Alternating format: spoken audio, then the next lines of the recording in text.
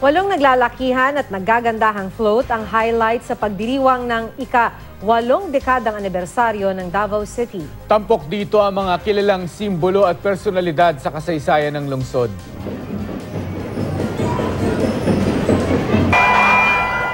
May float na hango sa Bagobo o ang unang tribo sa lungsod kung saan ang galing ang pangalang Davao. Mayroon ding inspired ng Mount Apo kung saan nakatira ang Philippine Eagle. May hango naman sa mga Davaoenyong nag-ambag sa mayamang kasaysayan ng lungsod, partikular na si dating Mayor Elias Lopez at ina ni Presidente Duterte na si Soling Duterte. Nagkaroon din ng street dance performances. Nakisaya at nakisayaw din ang sikat na mascot ni PNP Director General Ronald Bato de la Rosa.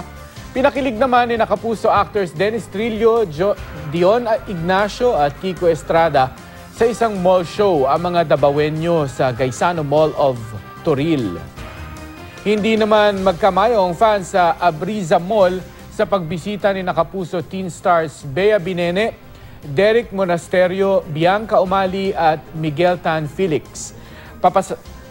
Pasasalamat ito ng Kapuso Network sa walang sawang pagsuporta ng mga Davaoenyo.